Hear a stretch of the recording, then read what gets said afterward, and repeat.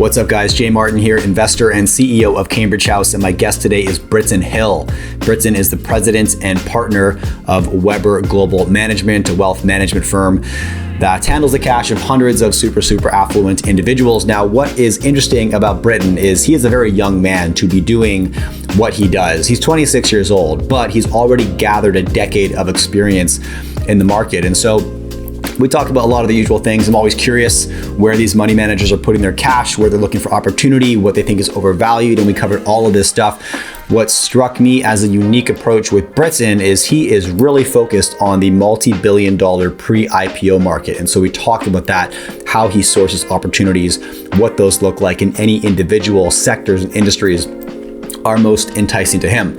We talked about the precious metals market, about gold, about Bitcoin, and about the industry that both of us feel is the most exciting, which is health science or med tech, the future of health. And I love talking about this stuff. So super interesting. 3 things before we jump in. As always, if you'd like to subscribe to my weekly newsletter, there's a pinned comment right beneath this video where you can do so. Number 2, this YouTube channel now generates a significant amount of cash, which was unexpected but awesome. So what I've decided to do with this money is donate it to an organization that is super close to my heart called Zero Ceiling. Zero Ceiling's mission is to end youth homelessness, and the way they do this is by giving at-risk urban youth the opportunity to relocate to beautiful wilderness areas and then provide them with supportive housing and employment training and just generally great influences on their life. And I love what they do. So check out Zero Ceiling. And number 3, if you prefer to listen to my content as opposed to watch it, you can find us wherever you listen to your podcast. Just search for The Jay Martin Show. Here's Briton Hill. Enjoy. I assemble the smartest people I can think of or reach out to carry that conversation, and that's exactly what I've done today. Please give my panel a round of applause. Welcome. All right, what's up, guys? Jay Martin here, investor and CEO of Cambridge House, and I'm joined right now by Briton Hill, the president and partner of Weber Global Management. Briton, it's great to meet you. Hey, Jay. Thanks for having me. It's good to be here. Excited to have you on the show. I've got a handful of directions I want to jump in here. But for anybody who's not familiar with yourself or Weber Global, could you start there and just give us the highlight reel of how you spend your time, Briton? Sure. Well, how I spend my time now, always analyzing the markets. I'm fascinated by investing and things that are going on, economics, and obviously running the firm, managing money for clients, working with people to help them kind of bulletproof their portfolios and find ways to make money in a ever challenging economic environment with everything we have going on here. So a lot of my time is spent looking at the markets, engaging those clients, and then traveling. So I like to travel. It's kind of what I do for fun, and it gets me out and opens up my perspective a little bit and helps me see the world in a different light, I guess, and that contributes to success as an investor. I appreciate that. And talk to me about the client base at Weber Global. I know it's a fairly affluent client base. And so, but talk to me about the products and how Weber Global operates. Sure. We're set up as an RIA, which is an investment advisory firm. So our clients have separately managed accounts at Weber Global Management. And as you said, our clientele does typically skew wealthier, but that maybe could be said for a lot of firms because wealthy people are the ones with investment accounts, generally speaking. But we tend to strike a chord with wealthier people because Chris Weber, especially, he's an ultra high net worth investor himself. He made all his money through investing, and he didn't actually start managing money for people until 5 years ago or so, after 45 years of successful investing himself and writing for decades about investing in the capital markets for decades before that. So eventually, after so many years of success, he decided, okay, I think I could probably do this for somebody else and do a good job. And so that's when we founded our firm, partnered together, and now we manage money. We have clients all over the world, multiple countries, custody and Swiss banks and in the US. And it's a pretty fun operation, but we're strictly wealth management is what we do. We manage money and portfolio management for clients. Yeah, now you're a pretty young guy in this business, and if I've got the story right, Chris Weber was like an unofficial mentor of yours in the sense that you caught on to his letter for years prior to ever meeting this guy. I think when you were as young as 16 years old. Yeah, exactly. Okay. Exactly. Okay. So when I was 16 years old, just turned 16, January of 2011, my dad gave me Chris's newsletter and said, hey, this guy started investing when he was 16 years old. He's done very well. He's very successful in it. I know you like investing. You might enjoy this. And honestly, that was the best thing he could have ever done for me because as a kid, I started buying silver coins. So I've been buying silver coins for years before. And this was at the top of that silver bull market. And in April of 2011, Chris wrote an article that basically said, time to lighten up on your silver holdings, get out. And I think my naivety at the time caused me to just read it like a gospel. So when he said lighten up, I didn't think twice. I just ran down and lightened up, and we ended up timing it to the day pretty much at the silver peak. So it made me a lot of money, locked in a lot of money for me, saved me from getting stung by that nasty pullback that silver had. Right.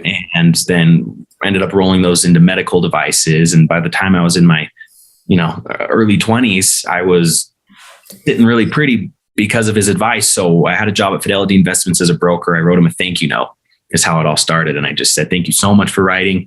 You've really inspired me as an investor. I want to pursue this for the rest of my life. And we ended up hitting it off really well. We didn't immediately partner on the firm together, but a few months down the line, opportunities opened up where it worked out. I was registered and I had my proper licenses and credentials in order to be a wealth manager. And we were able to get Chris his Series 65 test passed, and we founded our firm. So, right. And, I could imagine being in Chris's shoes. He sees somebody like you as this bucket of energy and ambition, multiple decades younger. Like, what a great investment as an equity partner. What do you think attracted, because if I've got it right, there was some emails back and forth and you asked him for a job and the response was, it's going to take an act of God, Briton. But then it happened, probably bigger than you initially thought. So what did he see in you, from your perspective? What did he see in you that jumped right into a JV opportunity? Because that's a big step. Sure. The biggest thing is I understood exactly what he wanted. I mean, he had been pitched offers to be portfolio managers or an investment director or a hedge fund manager for years. But everybody always said, like, you'll move to New York, you will work in our office, and this is going to be the setup, and this is what we're going to do. And that doesn't work for Chris. That didn't work for Chris because the reason why he's such a good investor is because he has zero distractions. He does not go into an office. He just focuses on the market. He lives a very laid back, low key life. And the fact that everybody was just asking him all the time or telling him, like, we have this partnership opportunity for you, we're going to do great together. It was exciting for him. But the fact that they required him to come into an office or he had to abide by this schedule or do this, it never worked out. How I approached him is I basically said, listen, I'm not going to change your lifestyle at all. I know that would be a huge mistake. It'd probably affect your success as an investor. So what we'll do is you sit and keep doing exactly what you're doing. I will handle the operations. I'll manage the compliance. I'll set up the firm. I will work with the clients, because that's another thing. He didn't want to have to work with clients all day, because if he's working with clients, then he's not actually looking at the markets like he should be. And that actually was very enticing to him because it didn't change his lifestyle one bit. So the way we're set up is I'm client facing. I do the operations. Chris is in the background. And the firm really hasn't changed his lifestyle that much. The only thing he had to do was study for a few weeks to take his Series 65 exam so he could be a licensed investment advisor representative in the US. So that's really what it was. It was actually understanding what he wanted and what he needed to make it work and being willing to do that. And because of that, we were able to create the perfect partnership where I do the heavy lifting on this end.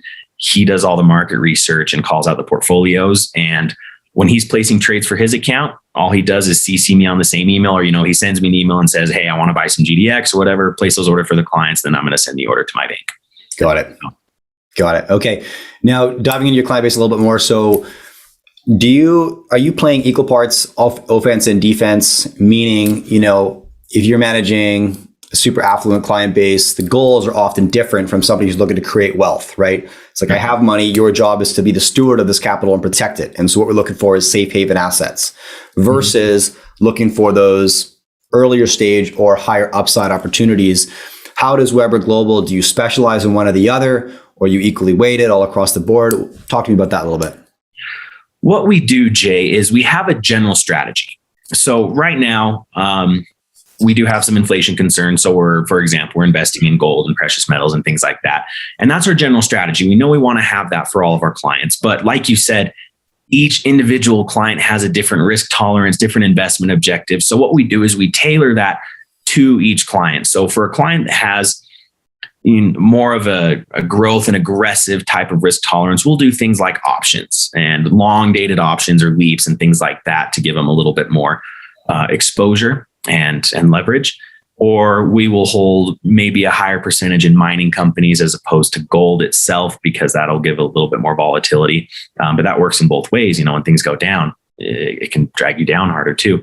And then for clients that have a more moderate approach, we'll obviously do things that are more moderate. We'll hold a bigger chunk of the portfolio in gold, maybe have a little more cash, or spread it across ETFs that are more balanced. So that way there's not as much volatility. So that's really how we do it. We have our general strategy, the direction we want to go. And then based on that strategy, we customize portfolios within that still meet the strategy objective without exposing a client with a moderate or conservative risk tolerance to too much risk for them to handle. Okay. And then talking about your portfolio, you're still in your 20s, correct? Yes. So I could make the assumption, and you tell me if I'm wrong, that you're looking for upside. You're looking to create wealth at this point in your investor life. Is that correct? Exactly. Okay. So I am, yeah. And so you started in the silver sector, cashed out in 2011. You mentioned that you moved that money to medical devices. I'm really curious about that. So you could expand on that for me. That would be really interesting. In addition, I'd love to know where you're looking for opportunity right now and where you see value, Briton. Of course. The medical device sector was a recommendation by Chris in his newsletter. What we were looking at and what he was looking at it was pretty obvious that Obama was going to get a second term. And that during that second term, Obamacare, the Affordable Care Act, was going to be passed, which meant more people insured, more people going to the hospitals, and in the end, more dollars to the bottom line of the medical companies, pharmaceuticals, medical devices, things like that. So what he did is he structured a medical device portfolio. Again, I was reading his newsletter religiously, so I just started ramping up and loading up on medical device companies. And that's how that worked out for me. Right now, it's really interesting because Chris is, while he's always trying to grow his portfolio, he's 66, he's 40 years older than I am. So his objective is very much capital preservation with a moderate growth type of deal. He wants to preserve his capital, where I am in a different boat. I'm a growth mindset. I need to get to a point where I have capital to preserve. I want more capital. And so we kind of work in tandem with that. And it really helps us balance out the portfolios in an interesting way, because we both have different objectives with the same strategy. As for what I look for right now, the opportunities I look for right now, something that's really exciting to me actually is the late stage pre-IPO market. And we've been doing actually some private placements and things like that in late stage companies. These are multi-billion-dollar companies. So for example, we just closed on a block of Kraken stock. Kraken's the major crypto exchange. And the reason why we like this space so much is because right before a company announces they're going to go public, there's this tiny little window where you can get an insanely good valuation. And then the moment the IPO gets announced, all of a sudden, all eyes lock into this company and the valuation just starts to trickle up and up and up and up and up. And then you go public. And then all of a sudden you have all of these index funds that are now eyeing this new company, which exchanges are going to get listed on. And what we're starting to see is IPOs are going crazy. And I definitely think it's a bubble, or not, if not a bubble yet, nearing a bubble phase. I mean, nothing's going to last like this forever. But the average IPO in 2020 rose 36% on the first day of trading. So that means if you're able to get in just pre-IPO, even at the current price of the IPO, you have 36% of performance on average on your first day of trading. But what we're doing is we're timing it. We're finding these companies that have announced, hey, you know what, we want to go public in the summer of 2022. And then we kind of analyze that, like, okay, how on track are they to actually make that happen? And if it looks like they're on track, then we'll find a block of shares, a seller, an insider, C-suite executive that just wants a little liquidity. We'll buy a block, we'll hold it until it goes public. And we've actually done tremendously well by following that model. And there is some fundamentals to it. We want to buy companies that we believe in and we feel will do well and perform, even if the IPO botched. So that way we can hold it out and ride out a loss. But we're really just taking advantage of the momentum. It's really interesting. It is. Yeah. Now, first question, how are you securing or finding these blocks? Are you looking at the shareholder base and saying, look, here's some early investors who probably would love some liquidity, and approaching them directly and independently? Or how do you go about sourcing those opportunities? That and we have good relationships with venture capital funds and investment banks and brokerages, things like that actually hold inventory of these types of companies. And so you look at who the early investors are, maybe you know the investors or an investment bank, and it's as simple as making a phone call saying, hey, we're interested in this company. We know they're going public soon. Do you know anybody looking for liquidity? Because the thing is on paper, these CEOs and executives, they're worth hundreds of millions of dollars, but until they have a liquidity event and until their lockups are done, they're stuck.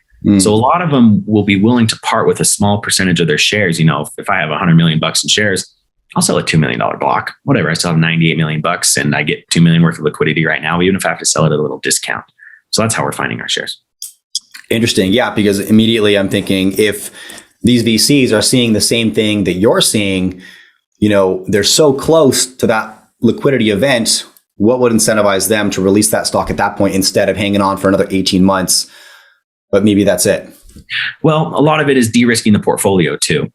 There's a lot of uncertainty going into an IPO. The IPO can flop. It can get delayed. Market economics, uncertainty in the future of what could happen. So you can kind of see it on their faces. A lot of these CEOs and executives, they're super anxious, and the VCs are super anxious. Like, yeah, technically we're this close, but if anything happens, our liquidity event could be botched. So a lot of the time, especially you'll find this with venture capital funds who their $1 cost basis is now worth $100. They're very happy to de-risk their portfolio a little bit. So if something happens, or if the IPO goes botches and doesn't do well, they can at least go back to their investors or console themselves and say, hey, we got our capital off the table. We have zero risk in this asset now. Everything's just free and clear. Yeah. So that's a big thing you see. Yeah. Okay. I love that. Now you mentioned Kraken, right? Crypto company, crypto exchange company. What other sectors in the multi-billion-dollar pre-IPO market are catching your attention right now? This may be at first I thought it was maybe a coincidence, but I'm actually starting to find that I really like tech, particularly fintech. Fintech companies, I understand, maybe it's because I like finance and I've used all sorts of financial platforms and things like that. So we did SoFi, which was a really good one. We did tremendously well on SoFi. We just liquidated our publicly trading shares last week on the 18th for 325% profit since we bought in last October. So in 1 year, up 325%. That's the kind of things we're seeing in this market. I don't think that'll last forever, but just to give you an idea, another company, Indigo AG, that's a little less known one, but they use AI to dramatically improve crop yields while reducing the amount of water that these companies are having to use to do it. They use microbiology and AI. And with all the droughts this year, Indigo AG has done tremendously well because these farmers are having to find ways to sustain their current crop yields while being given less water to use. So those are two recent ones. And there's Kraken. We're looking at a few others right now. This is a new thing. We haven't done this for clients very long. I've done it personally for a while, but those are the three active ones that we have right now going on, and a few others we're looking at in the works, but we'll see.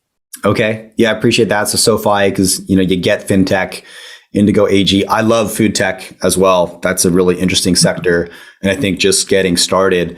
Where do you think? Where would you love to invest, but you're just not seeing any opportunities right now? Where you think there's a market here that's yet to be discovered, but there hasn't been any entrepreneurs or opportunities that really caught your attention, like this is the horse I want to bet on yet, but it's probably coming. The thing that actually is most interesting to me is kind of swinging back in the medical space, and it's particularly around medical diagnostics. Interesting. And the reason why this is so interesting to me, my good friends actually founded the company Doxy.me. I'm sure a lot of your followers have heard of them. They are the world's largest free online telehealth. And they have a massive provider network, a massive platform. And what we've actually seen is we're seeing a lot of decentralization happening in a broad scale. We're seeing decentralized finance happening with cryptos and that upsetting. We're seeing decentralized medical type of stuff happening with this online telemed. And I think everything is kind of reverting back to this age of autonomy. And so what I think the next opportunity will be is in diagnostics at home. where people, you don't even really need to go to the doctor anymore. You call your doctor, and everybody in their home, just like a lot of people have a thermometer, have some way. Theranos was close to this, although it turned out to be fraud, but some sort of diagnostic device where people don't need to go and get a ton of blood work done or don't need to necessarily go into a hospital. They can use online telehealth and telemed to then get access with the doctor. They can do something at home to diagnose themselves and run diagnostics and tests. And then the doctors are getting feeds of those. Or another thing would be, I think that the monitors we have, like the Apple Watches and the Oura Rings and things like that these people have that are monitoring vitals, eventually that's going to be a live feed that goes to your doctors and goes into these hospitals. And, if a vital starts ticking weird or something starts happening or abnormalities are detected, that's going to trigger on a medical front. You're going to start getting messages from your doctors saying, hey, we saw this, this, and this, and this. You may be predisposed to this. So the technology is almost there to make that happen, but it's not quite there. But I think that there's a lot of opportunity, particularly in that space. And I know there's companies working on it right now, but even, for example, there's a company working right now that you can't really tell looking at me, but certain resolution cameras, every time your heart beats, your head kind of moves like this. And you don't realize, but it can get picked up on cameras. And so you can actually tell people's pulses. And then based on their skin pigmentation, you can tell their blood pressure. But we need more data points to actually have accurate data on it. But things like that, where, I'm just looking at you like this and you're a doctor and you can tell me, all right, your heart rate is this and your blood pressure is this and your temperature is this. And I don't even need to go to a doctor anymore. I can literally get all the diagnosis from home.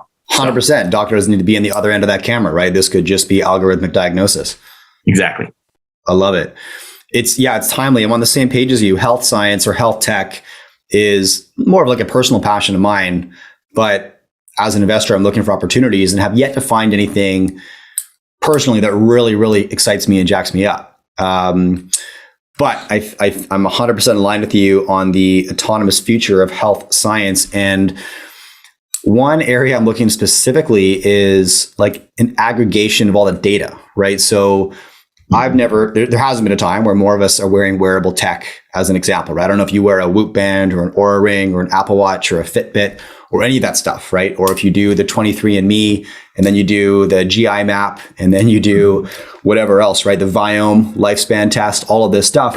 But what's lacking right now is an aggregation of all that data that actually directs you somewhere, right? Right now it's very fragmented. And so I keep Excel sheets of like this bucket of data over here and this bucket over there, but it's up to me to really determine what my next steps might be to optimize my health if that's the goal, right?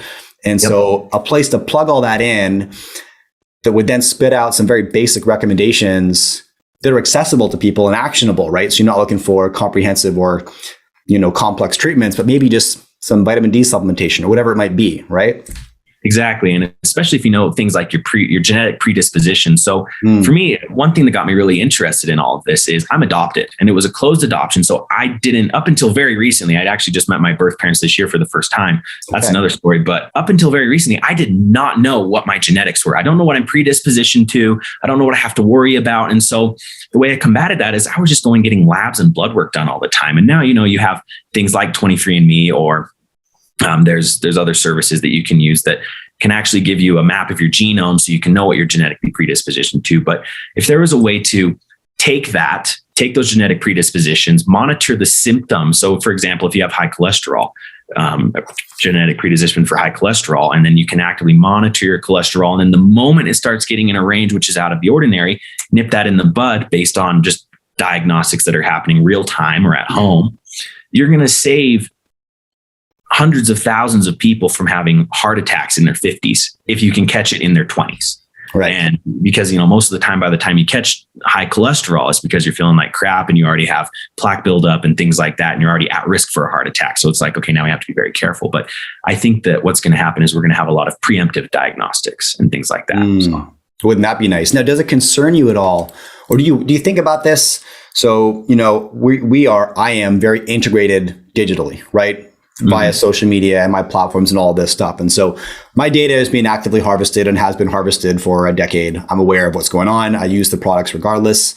And I'm aware of how my data is leveraged to sell me products and ad campaigns and all this stuff. But That's relatively surface level data. Some people might dispute that, but it is what it is. As we move towards possibly a future where the biggest tech companies are health-based and the data is far more personal down to our biology, do you get concerned about data privacy as we enter this new age of what the data is? And we're no longer talking about my web surfing or consumption habits. We're talking about my blood type and my medical history. Do you think about that at all?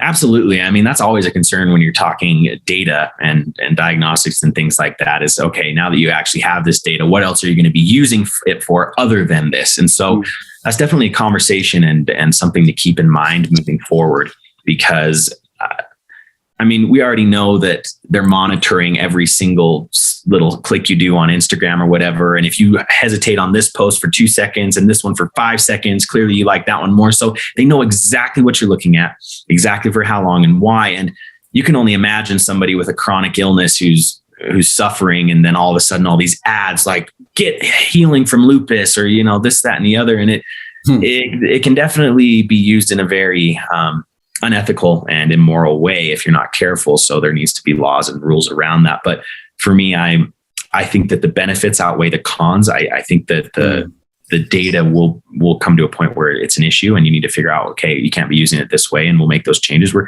seeing that right now with the social media companies, and they're just going to have to change and evolve. But you got to look at the benefit. I mean, if we can catch illnesses before they happen, especially cancers or heart attacks and things like that, and save millions of lives and tons of suffering, I think that outweighs the cons of potential data issues and the use of that data. That's me personally. Yeah, no, and I'm with you. And I like that optimistic approach, because you can go down some more dystopian paths, right? And sure, marketing lupus medication to me is one. Giving my insurance provider access is a completely different scenario, which could be much more devastating to a lot of people. And I think is a primary point of concern as we go down this digitization of our health. But I'm all for it. And I use all the products, and I love paying such close attention to the metrics that matter to me, right? Depending on what my health goals are right now, tracking things like my biological age. I'm very competitive. My wife and I are very competitive with that, right? And it's a lot of fun, right? You get a lot of fun with that. Sure. So down the longevity front, then, are you excited about, are you looking for opportunities in that world? And when it comes to things like extending the healthy lifespan, you know, is that an area of focus for you personally, Briton? Yes, that's a huge area that I'm focusing on right now. I'm very passionate about it. I've always been really passionate about health and knowing my genome, because like I said, I did not know my genome. I didn't know what I was genetically predispositioned to. And so it's always been a passion of mine. So I'm launching a health fund, and we have some investment committed already. And I have a good friend who's had multiple successful exits from med tech companies. He went to Harvard. He's going to be the advisor of the fund while I'm the manager of the fund and things like that. So we've got a really good team put together, and some funding and capital we're raising right now. So this is something that I'm actually trying to put my money where my mouth is, quite literally, and move forward and see if we can make some things happen in this space.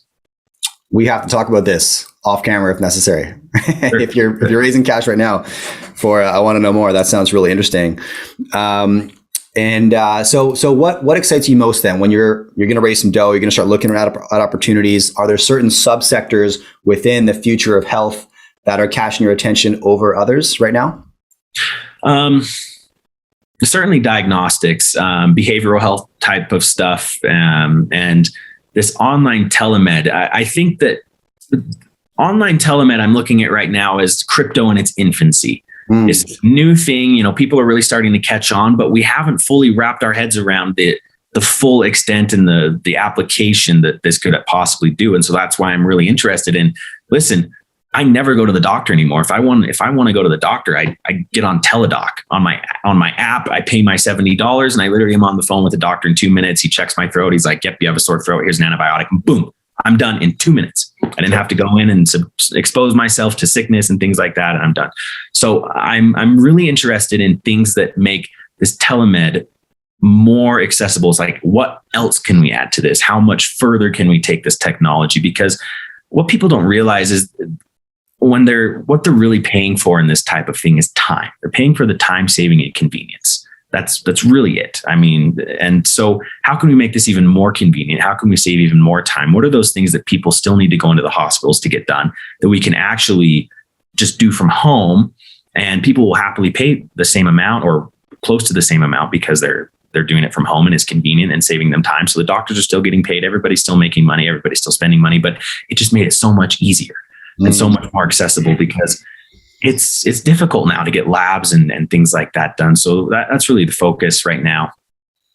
We are looking at some behavioral health stuff because depression rates, especially during the COVID crisis, have skyrocketed. And the numbers on online telemed platforms, huge users of those are actually psychologists and psychiatrists. They've all migrated remotely. So it's okay, how can we further benefit those that struggle with mental health related illnesses, and give psychologists, psychiatrists more tools to use and ways to diagnose and things like that via online telemed. So these are all kind of areas we're focusing on right now.